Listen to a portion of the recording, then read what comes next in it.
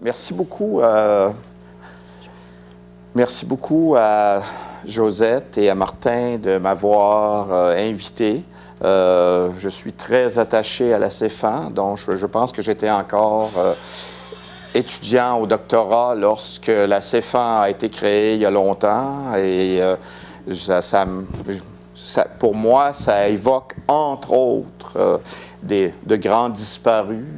Jean Hamelin qui nous a quittés il y a de nombreuses années, Yves Roby qui nous a quittés cet été et je profite de l'occasion pour leur rendre hommage.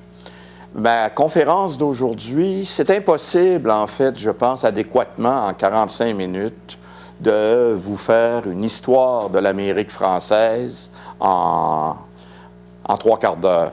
Je vais essayer de vous donner quelques balises et vous allez voir, en fait, c'est mon Amérique française. Je pense que c'est mon Amérique française. Mon interprétation diffère peut-être à certains égards de celle de gens qui sont dans la salle et ça nous donnera l'occasion d'une belle discussion après la conférence. Je vais m'attarder davantage, alors Josette, ne t'inquiète pas, je vais m'attarder davantage aux premières diapositives, parce que les premières diapositives, elles mettent en place un certain nombre d'éléments qu'on va garder en tête pour les diapositives suivantes. Et si vous vous demandez quelles sont pourquoi j'ai choisi ces images, l'image en haut à droite, c'est Saint-François au Madawaska. Madawaska qui est, je vous situe pour ceux qui connaissent moins le Madawaska, c'est une région frontière entre le Nouveau-Brunswick, le Québec et le Maine. Donc, c'est au milieu du 19e siècle, hein, au début de la colonisation. La deuxième image, c'est presque une famille adoptive pour moi. C'est la famille Drouin de Laconia au New Hampshire. La photo a été prise probablement vers 1912, un peu plus tard, 1915-1916, au moment de la Première Guerre mondiale.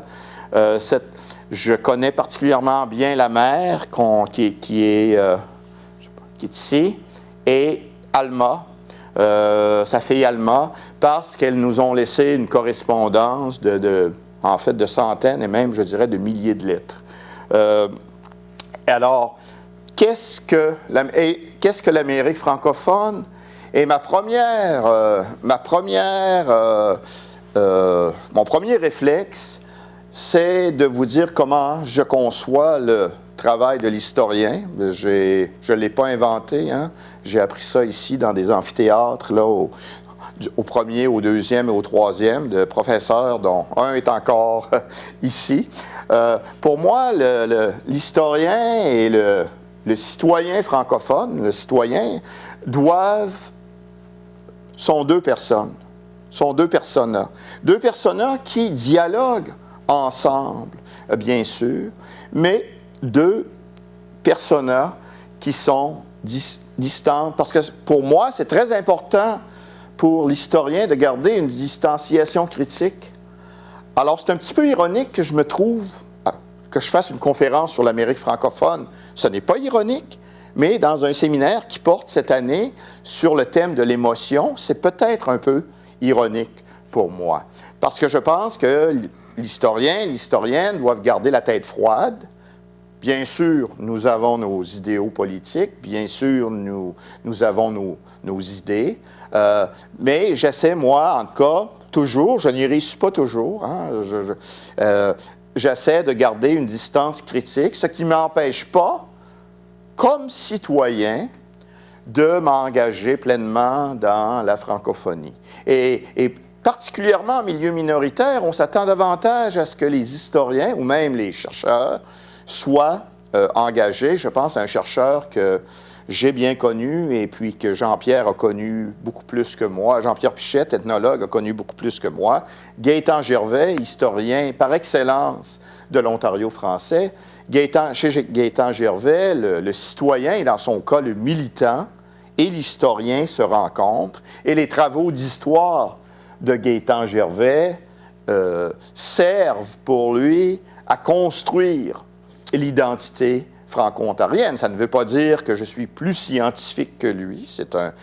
Gaétan était un très grand érudit, mais ça veut dire qu'on a des positions différentes par rapport à notre objet d'étude.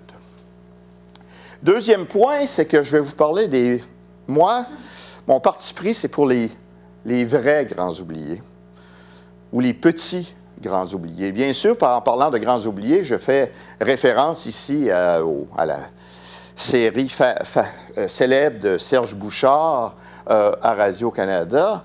Merveilleuse série. Serge Bouchard, un grand conteur, qui nous a fait découvrir des hommes et des femmes aussi qui ont fait de grandes choses, qui ont bâti des villes, qui ont exploré. Bien, moi, je suis davantage intéressé par l'histoire des petites gens, comme on disait autrefois, des ouvriers, des cultivateurs, des mineurs, des bûcherons, des engagés de la fourrure qui ont contribué aussi à la construction de l'Amérique francophone. Et ce ne sont pas ils ont contribué à l'Amérique francophone, mais c'est bien certain que ça ferait, à moins qu'ils nous aient laissé des écrits, et ça arrive, ce sont des oubliés parce qu'ils sont plus difficiles à aller chercher dans les sources que de grands personnages à la grandeur de l'Amérique francophone. Je prends ma définition de qu'est-ce que c'est l'Amérique francophone. C'est une définition que je qualifierais de linguistique, c'est-à-dire que, et c'est ce qu'on a fait dans l'Atlas en 2012 avec Saint-Hilaire et Rivard et nos 35 collaborateurs dont Josette parlait, ce sont des locuteurs du français, c'est-à-dire que ce sont des gens qui parlent français. Et là, j'ai mis en fin presse, que je vous l'explique dans quelques instants. Peu importe où ils se situent dans le temps, que ce soit au 17e siècle ou que ce soit au début du 21e siècle, et dans cet espace de l'Amérique française. Alors, plus précisément, ce sont qui? Ce sont des Français, bien sûr, qui sont, on va le voir dans un instant, qui ont fondé des foyers de peuplement, qui ont été les premiers francophones en Amérique du Nord. Mais il y a des Français qui sont venus après aussi. Il y a des Français qui sont venus directement de France, même après la conquête, surtout aux États-Unis. Au début du 20e siècle, beaucoup au Québec et beaucoup dans la prairie canadienne, Manitoba, Saskatchewan, Alberta.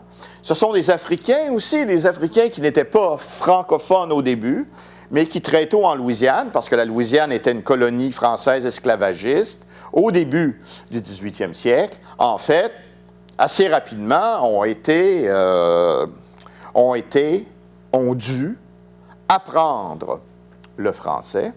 Ce sont des Acadiens, bien sûr, à l'origine dans la région atlantique, puis ailleurs en Amérique francophone, surtout dans l'Est, sur la côte Est. Leurs descendants Cadjins, qui ont subi, ou qui ont connu, pas subi, mais qui ont connu une transformation en Louisiane. Des créoles aussi, tout à l'heure, si j'ai le temps, je définirai le terme créole.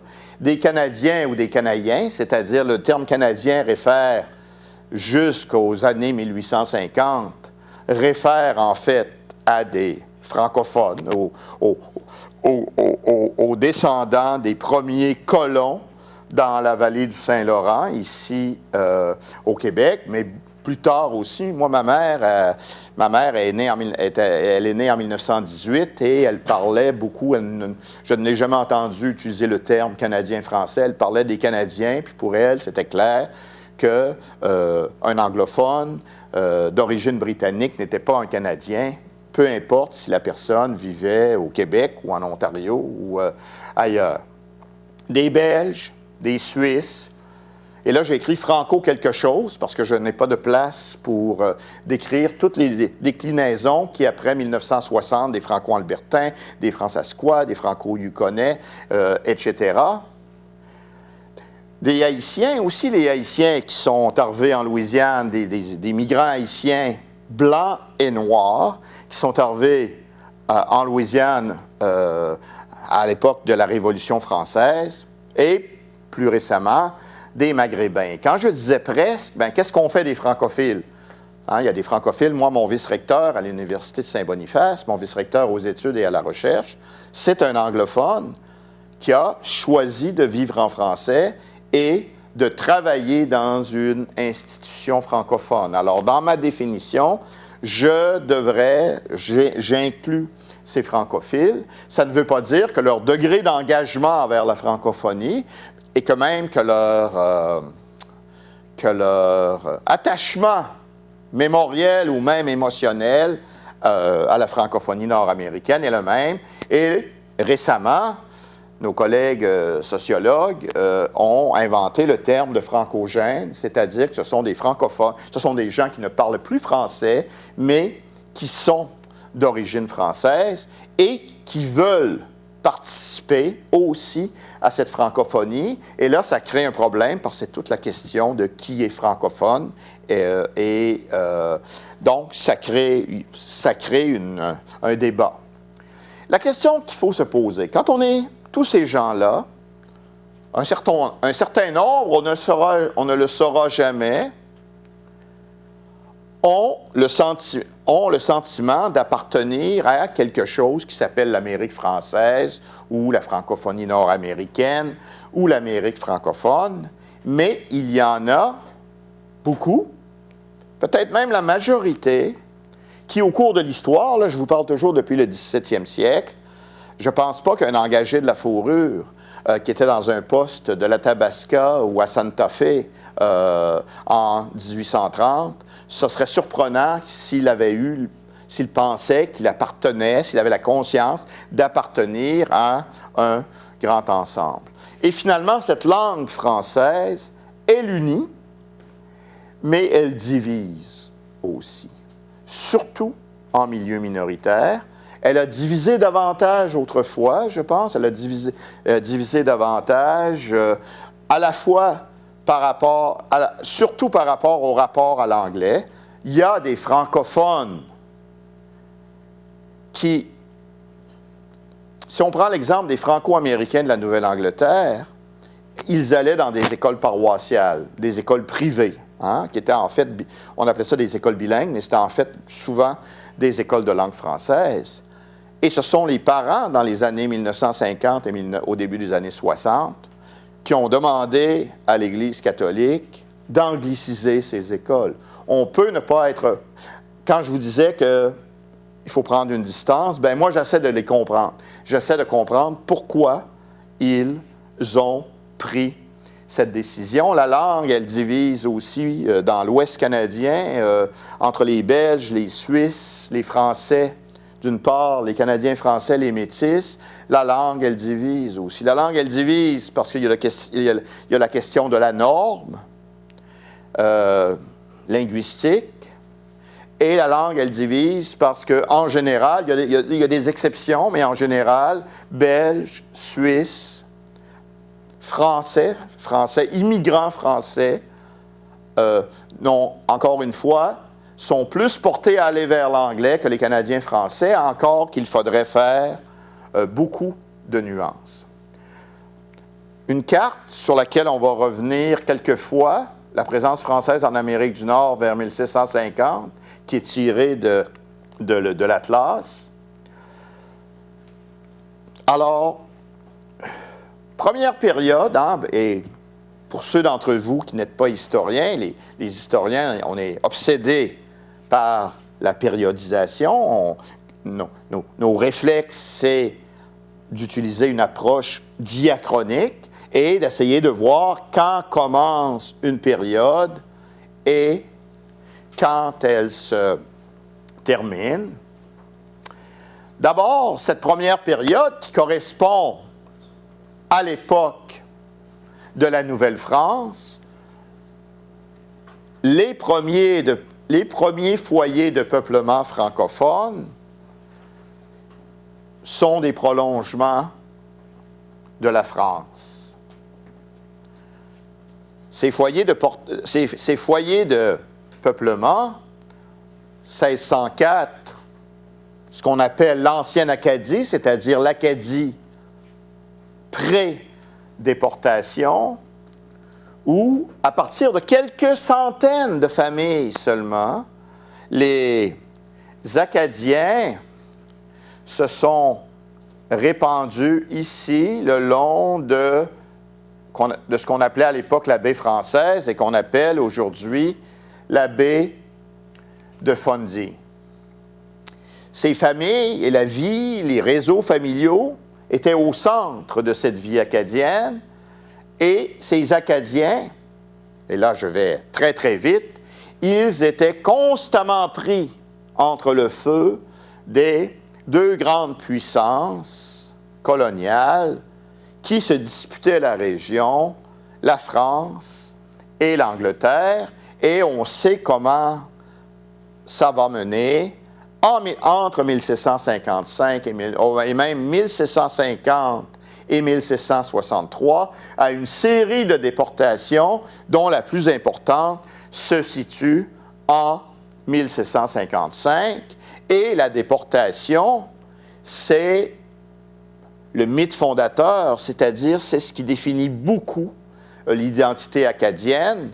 Je me suis déjà fait, lorsqu'on a fait le site web à la fin des années 90, j'avais reçu des lettres pour me faire dire parce que je parlais d'un mythe, que je niais l'existence de la déportation, que j'étais un négationniste de la déportation. Ce n'est pas du tout ça. 1608, à peu près, et en même temps, puis là, on pourrait dire, il y a eu Tadoussac en 1603, mais on prend la fondation de Québec en 1608 comme départ, la vallée du Saint-Laurent, où on a essentiellement l'implantation d'une société paysanne sur les rives du Saint-Laurent et dans les dernières années du régime français de quelques-uns de ses affluents. Bien sûr, il y a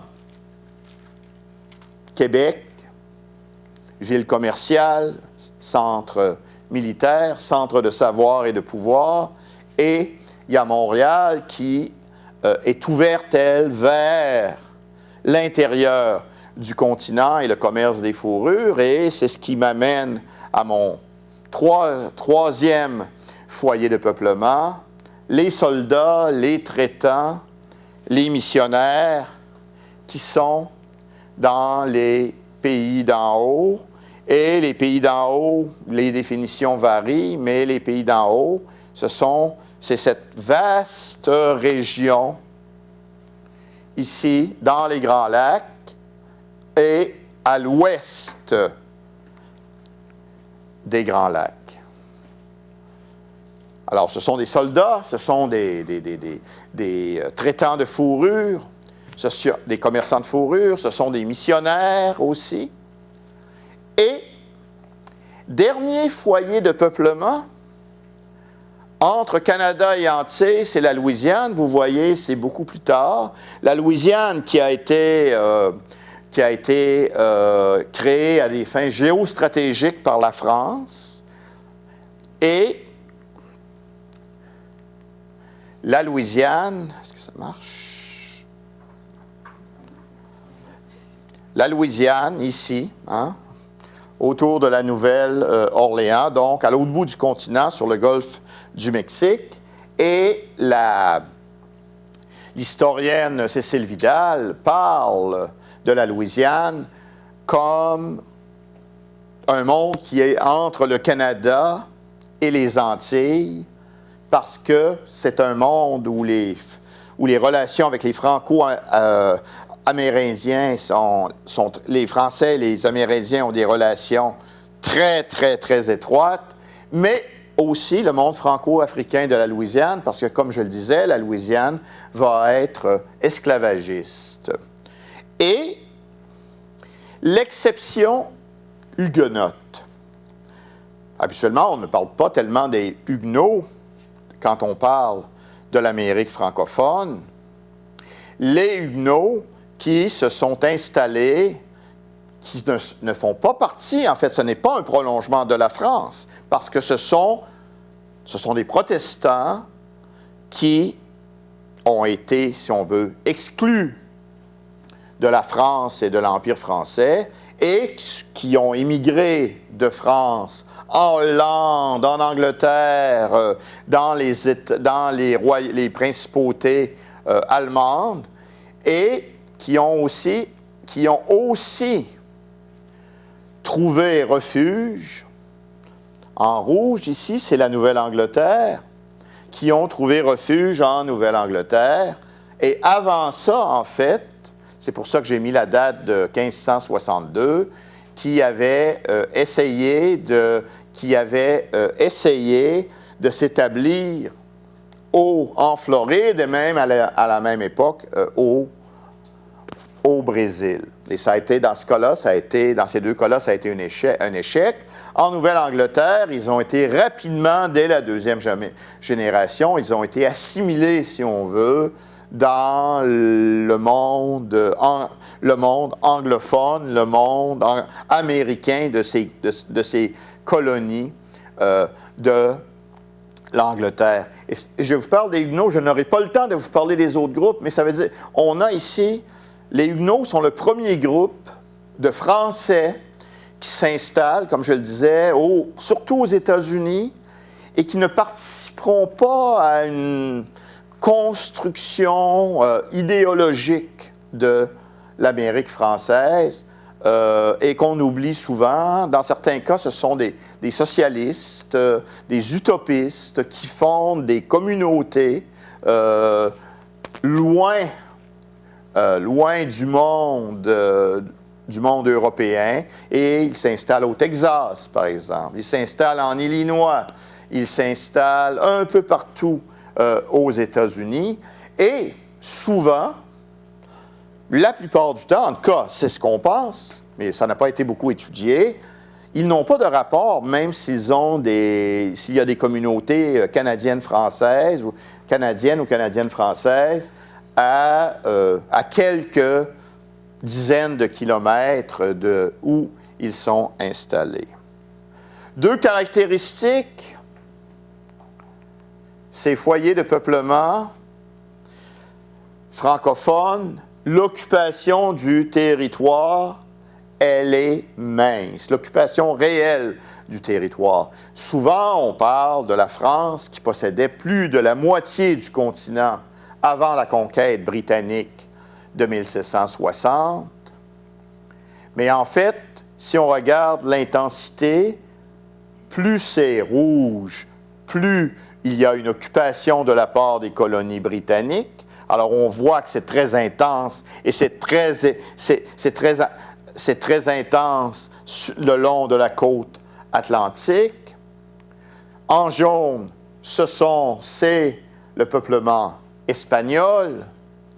Et en bleu, la Nouvelle-Écosse est en rouge parce que c'est une carte qui présente vers 1750, mais jusqu'en 1713, l'Acadie, c'est-à-dire la Nouvelle-Écosse actuelle, elle est française. Et on voit qu'à part, en fait, on voit qu'à part de petits noyaux, justement, le long de la baie de Fundy en Nouvelle-Écosse, et bien sûr, ce qui est toujours dans les paroisses riveraines, les seigneuries riveraines du Saint-Laurent, il y a une occupation effective du territoire. Ailleurs, c'est beaucoup plus pâle et souvent, il n'y a que dans des postes, dans les pays d'en haut, dans l'ouest, dans la région des Grands Lacs, il n'y a que quelques dizaines de personnes, appelons-les francophones, dans cette vaste région.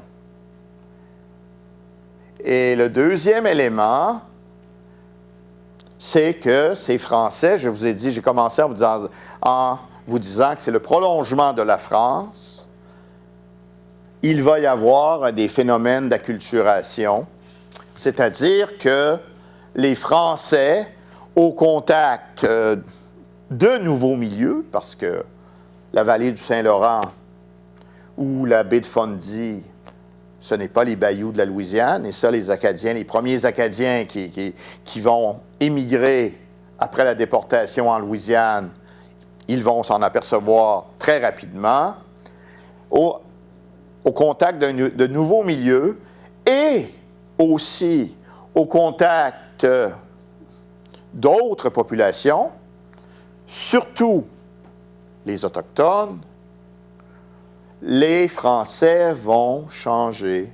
Ils vont devenir des Acadiens, ils vont devenir des Canadiens, et en Louisiane, un peu plus tard, ils vont devenir des Créoles, parce que le sens premier de Créole, c'est un habitant du pays, c'est un habitant de l'Amérique. On parlait même de créole, n'était pas seulement un terme pour désigner des personnes qui sont nées en Louisiane ou dans les Antilles.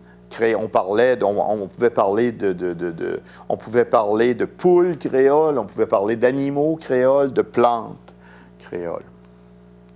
Alors voilà pour la première partie, donc la volonté politique et économique de la France, et religieuse aussi, parce qu'il ne faut pas oublier l'aspect missionnariat, va donner lieu à ces premiers foyers de peuplement.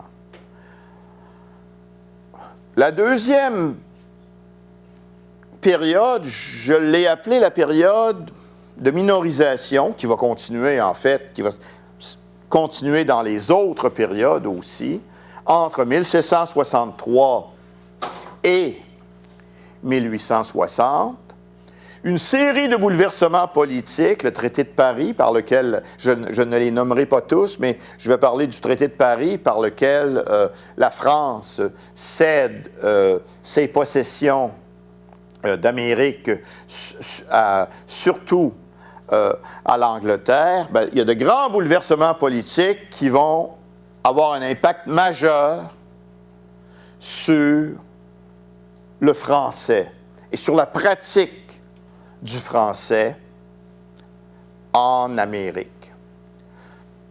D'abord, il va y avoir un amoindrissement et, en certains lieux, et même dans certains cas, la disparition de la légitimité de la langue française. Ça ne veut pas dire que le français, qu'on ne continuera pas à parler français, mais il va y avoir beaucoup moins de légitimité because voyez-vous, hein, je vous le montre, parce que la langue française va être en concurrence avec l'anglais, qui va être la langue du conquérant et souvent la langue des nouveaux venus d'Europe pendant cette période en Amérique du Nord.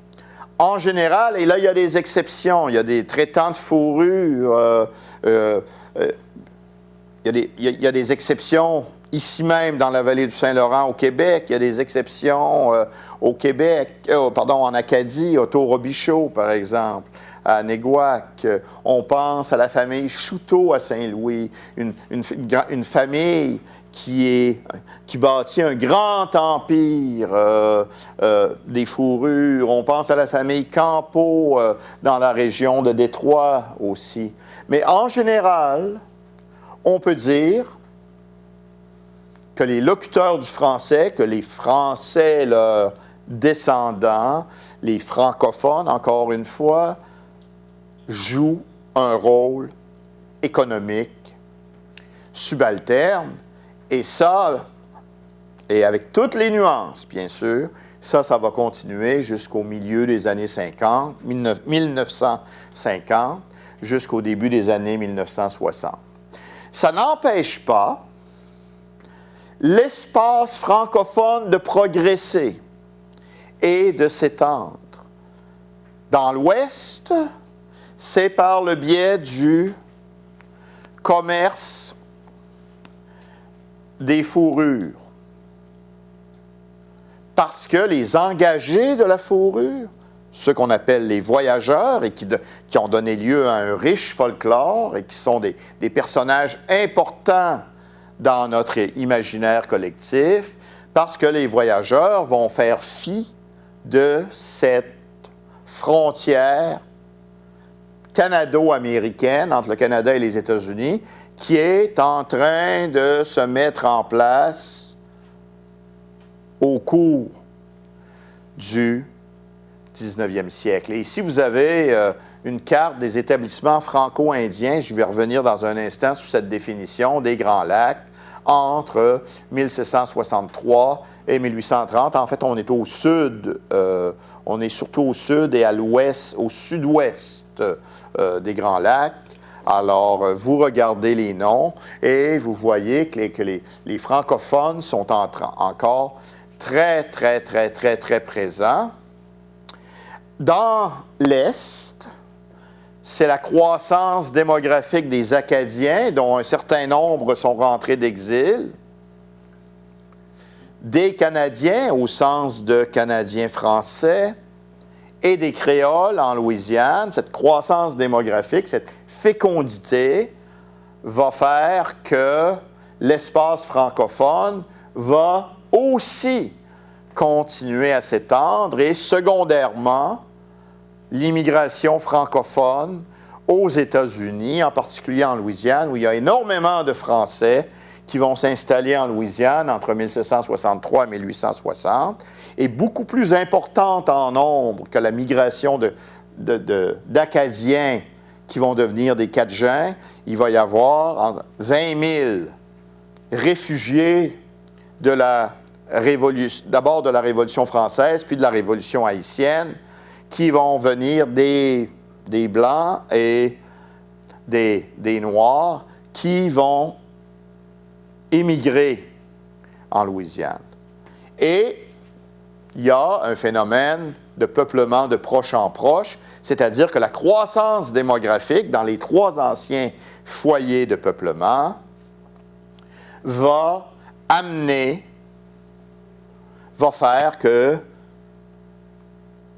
lentement, mais sûrement, le territoire des anciens foyers de peuplement va peu à peu se remplir.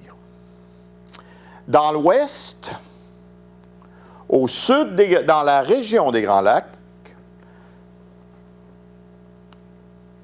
dans les plaines, jusqu'aux montagnes rocheuses, il va y avoir un phénomène de métissage culturel, on a déjà commencé à en parler, mais métissage biologique, c'est un phénomène qui est bien connu. Des engagés de la fourrure qui viennent de la vallée du Saint-Laurent ou qui, avec les années, sont nés sur place dans l'Ouest, qui épousent des femmes autochtones. Dans les Grands Lacs, et là, c'est des recherches qui sont très, très, très nouvelles de Nicole Saint-Onge, par exemple, de l'Université d'Ottawa, de Robert Engelbert, de l'Université de la Saskatchewan, de Brenda McDougall, aussi de l'Université d'Ottawa. Elles se rendent compte de plus en plus qu'on ne peut pas vraiment parler de communauté métisse dans les Grands Lacs. Il n'y a pas une nouvelle identité qui se forme, mais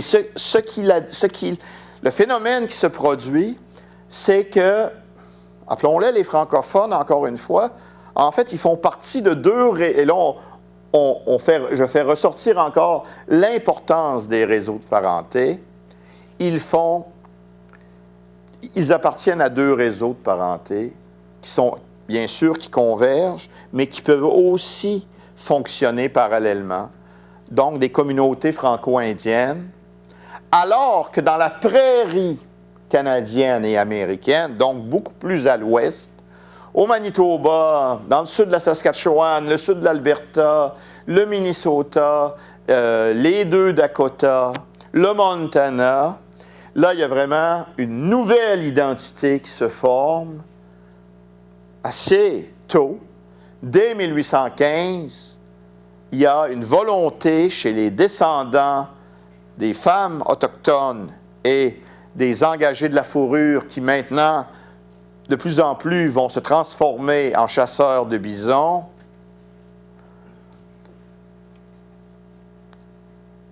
de se distinguer par rapport aux Canadiens et de se distinguer aussi par rapport aux Autochtones.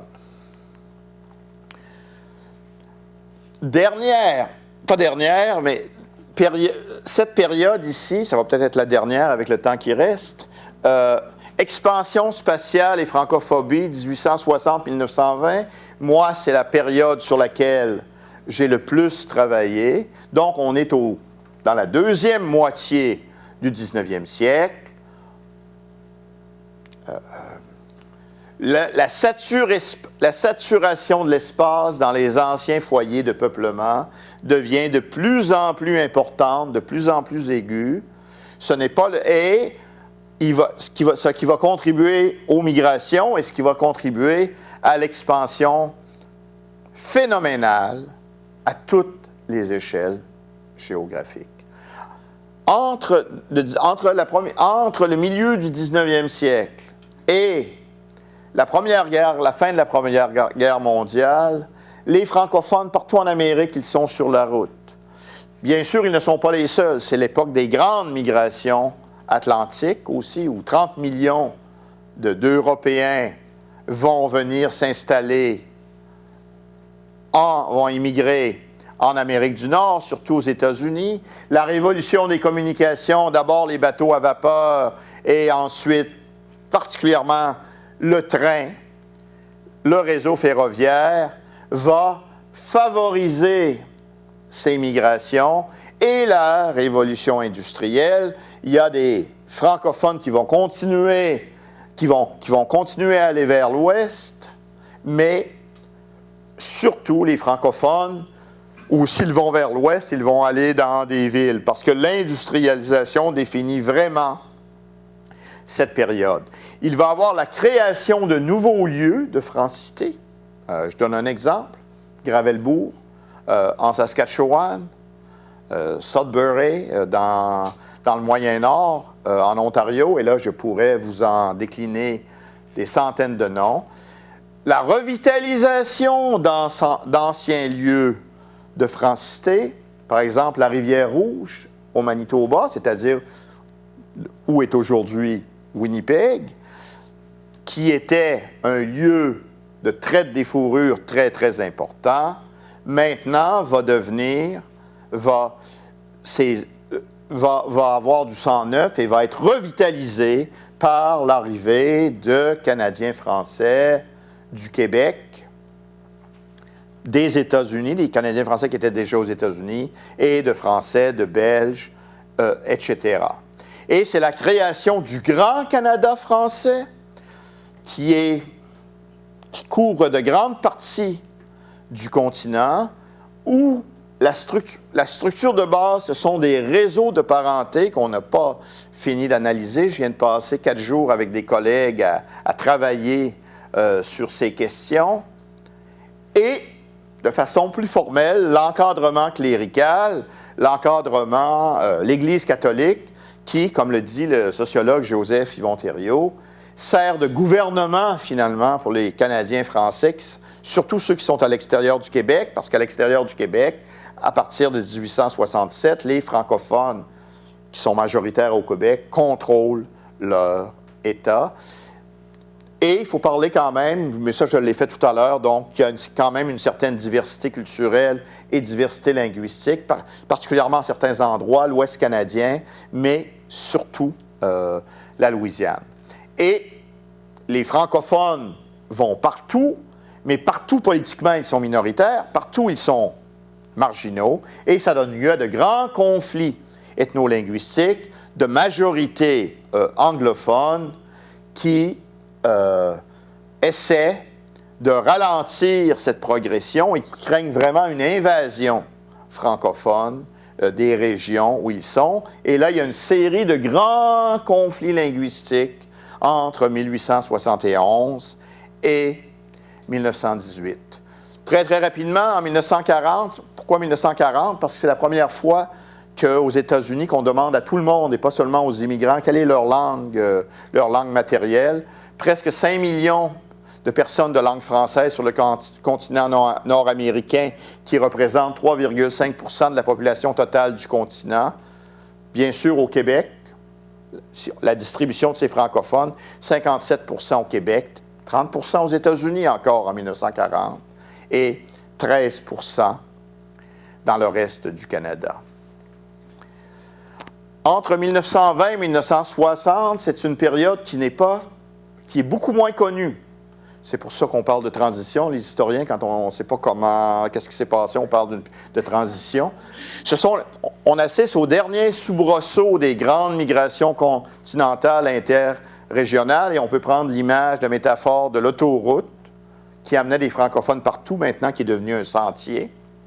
À l'exception du Québec, diminution du poids relatif des francophones, transfert linguistique vers l'anglais, et même au Québec, jusqu'à vers 1960, pas au même rythme, puis pas à la même intensité qu'à l'extérieur du Québec, mais il y a quand même des transferts linguistiques, l'anglais qui est la langue du pouvoir économique, social et culturel. Une mutation identitaire, parce que comme les Français qui sont venus s'installer en Amérique du Nord, quand des Canadiens français du Québec ou des Acadiens partent du Nouveau-Brunswick pour aller s'établir en Nouvelle-Angleterre ou ailleurs, ils doivent vivre sous de nouvelles conditions. Et je passe le dernier point. Finalement, la dernière période, je vais m'arrêter en 2000, période d'accélération de l'histoire dans le monde occidental. Et à la fois pour des facteurs externes et des facteurs internes, il y a une série de ruptures qui sont déjà entamées, hein, mais on dirait, qui explosent au Québec et ailleurs. Aux États-Unis, l'identité collective canadienne, française ou franco-américaine se transforme souvent presque toujours dans des identités individuelles symboliques.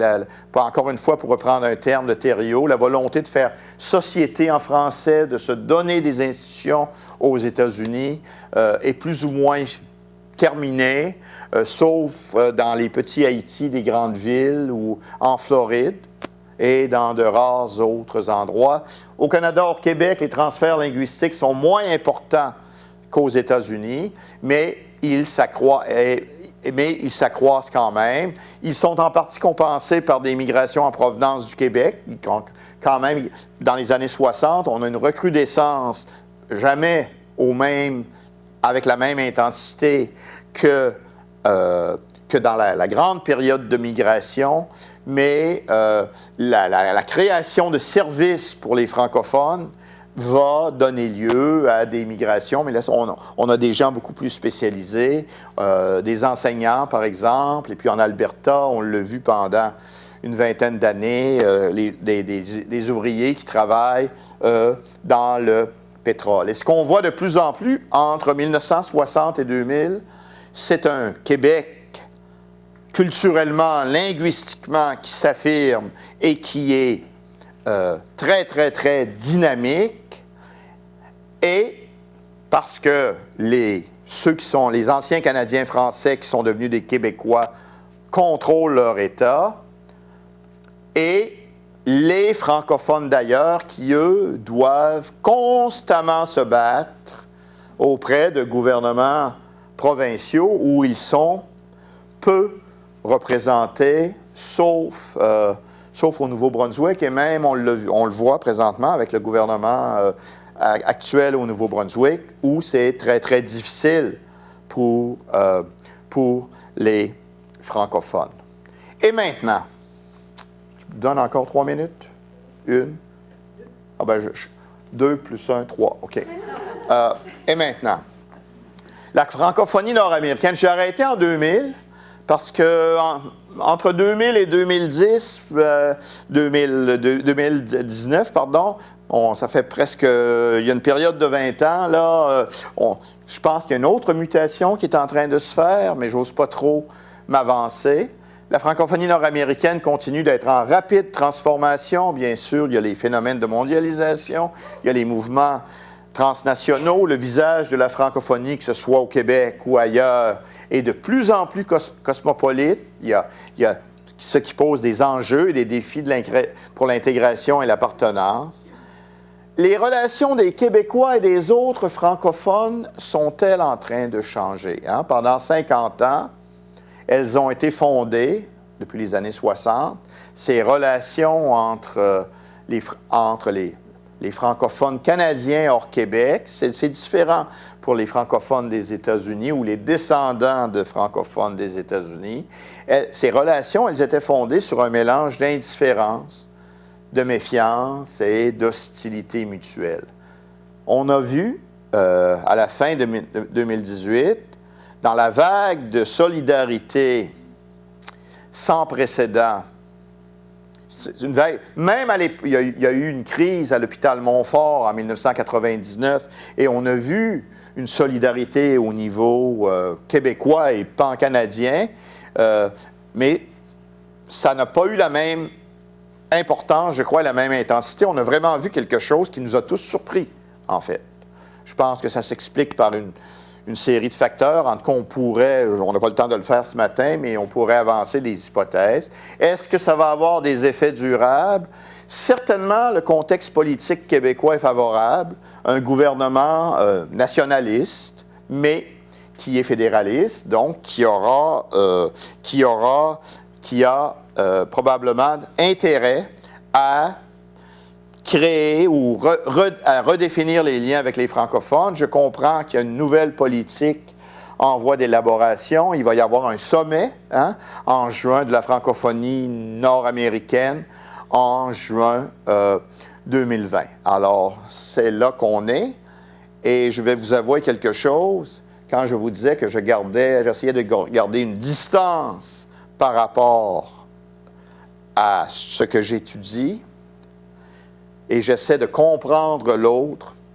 J'ai pas mal de misère avec le Doug Ford en Ontario. Merci.